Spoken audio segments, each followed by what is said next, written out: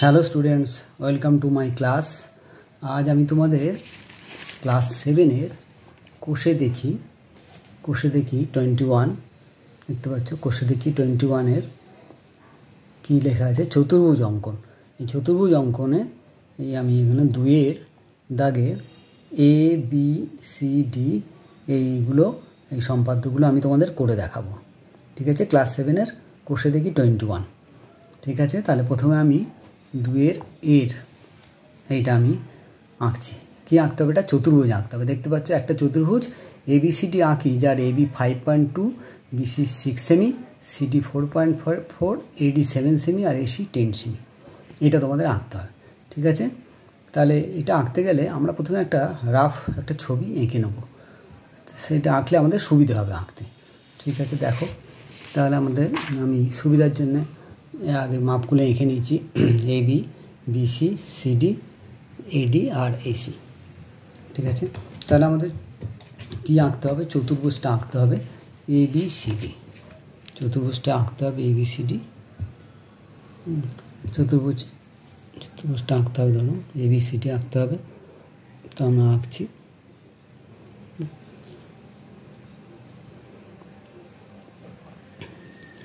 আর আমরা এঁকে নিচ্ছি এ বি, এটা নাম দিলাম সি, এটা নাম দিলাম ডি। এটা ধরো চতুর্ভুজটা আঁকতে হবে। আর এসি কর্ণটা এটা দেওয়া আছে। তাহলে কর্ণটা দেওয়া আছে, এবিসিডি এই চতুর্ভুজটা আঁকতে হবে। ঠিক আছে, তাহলে আমাদের কী করতে হবে? প্রথমে এই কর্ণটা আমি এঁকে নিচ্ছি। এখানে নিচে কর্ণটা এঁকে নিচ্ছি। যে কোনো একটা লাইন নিলাম, বড় দেখে নিলাম, নিয়ে এমনি এবার আছে এটার নাম দিয়ে দিলাম এসি। এটা এসির সমান করে কেটে নিই। এসির সমান করে কেটে নিলাম। এসির সমান করে কেটে নিলাম এ সি। এসির সমান করে কেটে নেওয়া হলো। এইবার আমাদের এটা কি আঁকতে হবে? এবি মাপটা দেখতে হবে কোথায় আছে। এবি এইটা 5.2। তাহলে এবি মাপটা আমার এখানে আঁকা আছে আগে থেকে। 5.2 মাপ নিলাম, নিয়ে এখানে আমি এবি একটা বৃত্তচাপ আঁকলাম 5.2। এবার এটা যদি বি হয় তাহলে এই দিকটা হবে বিসি হবে, বিসি। তাহলে বিসি মাপ নিলাম আমি 6 সেমি। সি প্রান্তে বসালাম। সি প্রান্তে বসিয়ে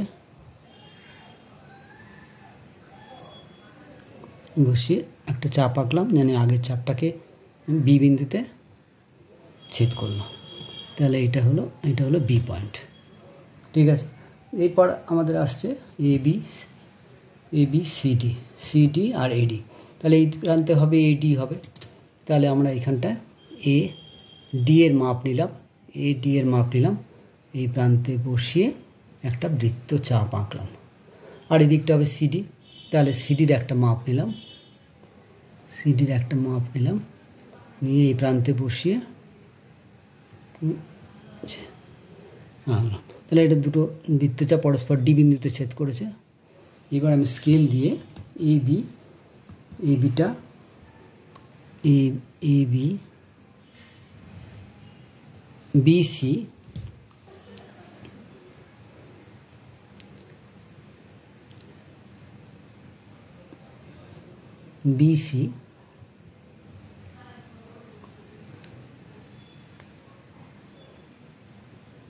বিসি সিডি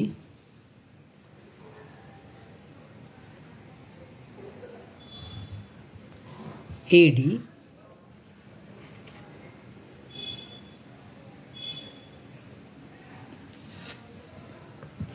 যোগ করে দিলাম। তাহলে আমাদের সহজেই আমাদের যে চতুর্ভুজটা আঁকতে বলেছিল এবিসিডি চতুর্ভুজ আঁকো, সেটা তাহলে আমরা আঁকলাম। তাহলে আমরা নিচে লিখে দিচ্ছি নির্ণেয় চতুর্ভুজ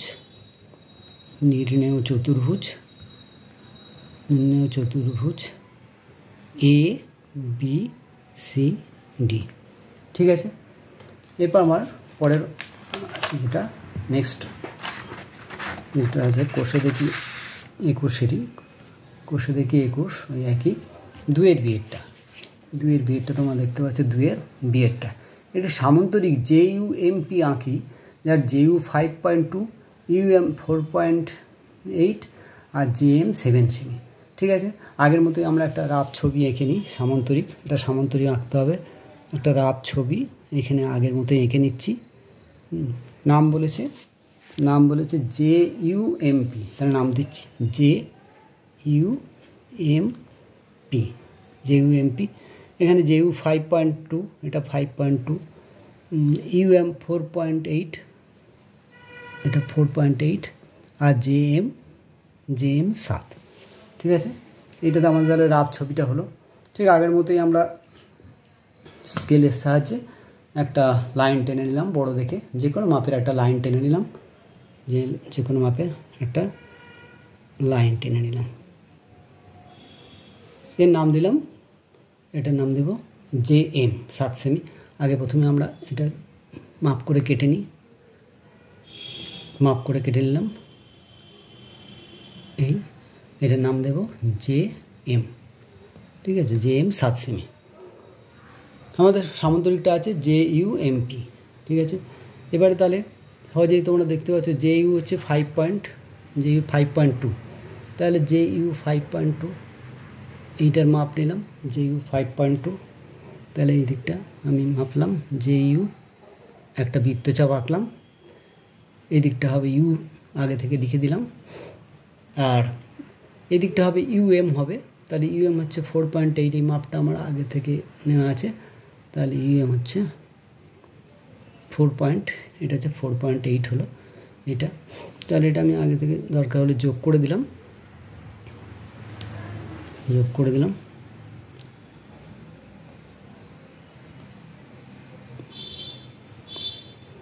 তো আমার সামান্তরিক আঁকতে যাচ্ছে, এটা আমরা JUMP। তাহলে এই দিকটা হবে P, তাহলে বুঝতে পারছো, তাহলে এই দিকটা হবে JP হবে মাপ। ঠিক আছে, JP মাপটা হচ্ছে ঠিক এই বাহুটার সমান হবে, UM এর মাপের সমান হবে, UM এর মাপের সমান হবে, UM এর মাপের সমান হবে। আর এই দিকটা হবে JU এর মাপের সমান হবে, যেহেতু সামান্তরিকের বিপরীত বাহুগুলো সমান, JU এর মাপের সমান হবে। তাহলে এই দিকটার মাপ হবে, তাহলে এটার নাম কি হবে? এটার নাম হবে P। এই যে আমাদের রাফ ছবি আঁকা আছে JUMP। তাহলে এবার আমরা JP আর MP যোগ করে দিলাম, JP আর MP যোগ করে দিলাম, তাহলে আমাদের যে ছবিতে বলেছে দুইয়ের দাগের বিয়েরটা বলেছে একটা সামান্তরিক JUMP আঁকি। দেখো, তাহলে একটা JUMP একটা সামান্তরিক আঁকা হয়েছে। তাহলে আমরা নিচে লিখে দিলাম সামান্তরিক JUMP। ঠিক আছে, নেক্সট আমাদের এটা আঁকার কথা।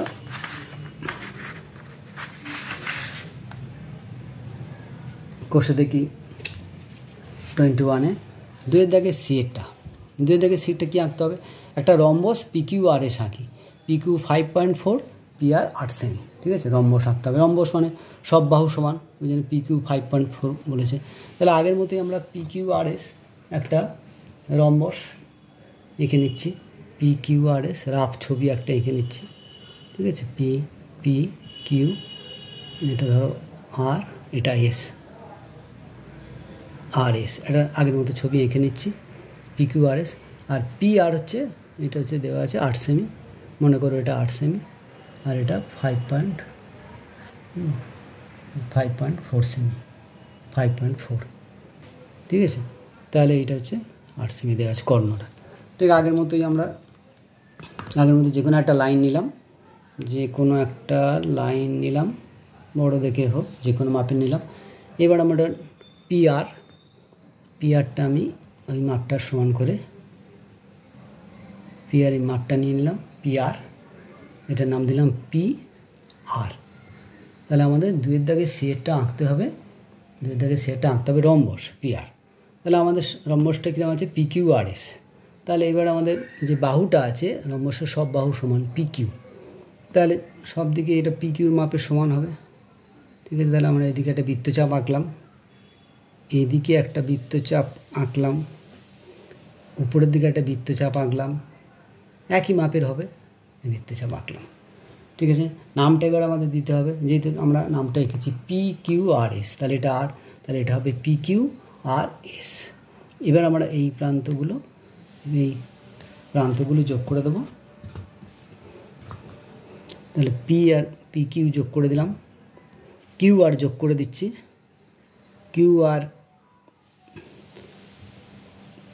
QR যোগ করে দিচ্ছি, RS যোগ করে দিচ্ছি, RS যোগ করে দিচ্ছি, আর PS যোগ করে দিচ্ছি, PS যোগ করে দিচ্ছি। তাহলে আমাদের দুইয়ের দাগে সেই রম্বস, তাহলে এমন নির্ণেয়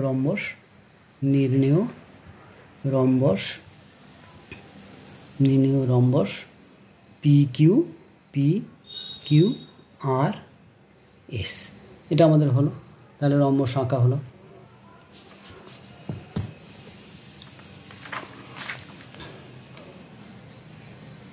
এবার আছে কোষে দেখি, এই কোষের ওই 2-এর দাগে ডিএটা আমার যেখানে আছে চতুর্ভুজ আঁকতে হবে বলেছে। PQRS আঁকি, যার PQ 7 semi, QR 6.5, RS 5.2, SP 4.4, আর কোনটা PQR 60 ডিগ্রি। আমি আগে সুবিধার জন্য এঁকে নিয়েছি QR, RS, SP আর কোনটা 60 ডিগ্রি। ঠিক আছে, তাহলে আগের মতোই আমরা একটা চতুর্ভুজ PQRS এটা এঁকে নিই। ঠিক আছে, PQRS এটা একটা চতুর্ভুজ এঁকে নিই, রাফ একটা ছবি এঁকে নিচ্ছি চতুর্ভুজ PQRS, এইভাবে আঁকতে হবে। একটা ছবি আমরা এঁকে নিচ্ছি, এটা মনে করার ছবি এঁকে নিলাম, PQ রাফ একটা ছবি এঁকে নিলাম PQRS, যার PQRটা এটা বলেছে 60 ডিগ্রি, এটা 60 degree, PQ 7 semi, QR 6.5, QR হচ্ছে 6.5, RS 5.2, RS 5.2 আর SP 4.4।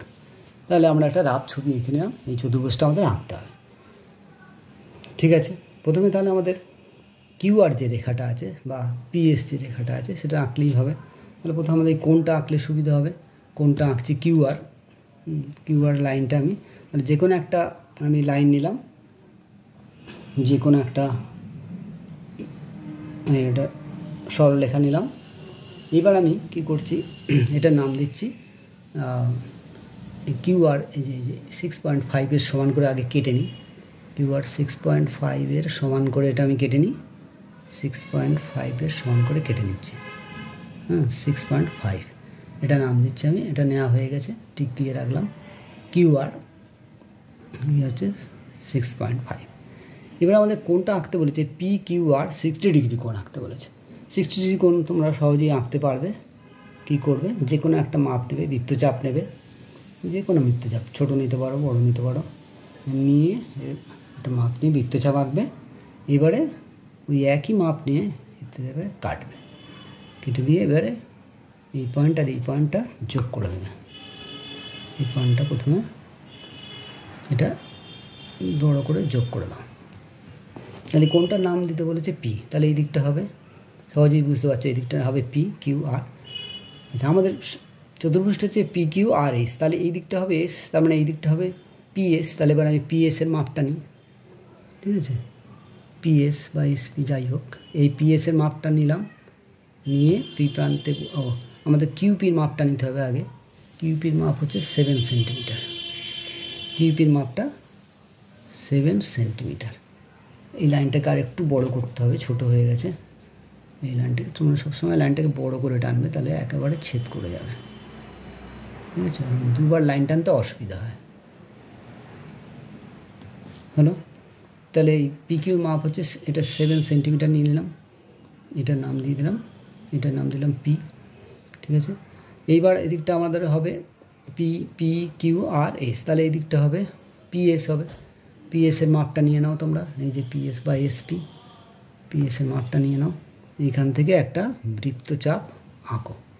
ঠিক আছে, এই দিকটা হবে S। আচ্ছা, আর RS-এর মাপটা নিয়ে নাও, RS-এর মাপটা নিয়ে নাও, এটার মাপটা নিয়ে নাও S। তাহলে এই দুটো যে বৃত্তচাপ ছেদ করলো এর নাম দাও S। তাহলে এইবার আর এস আর পিএস এটা যোগ করে দাও, আর এস আর পিএস যোগ করে দাও। তাহলে আমাদের চতুর্ভুজটা উৎপন্ন হলো পি কিউ আর এস। ঠিক আছে, নির্ণেয় চতুর্ভুজ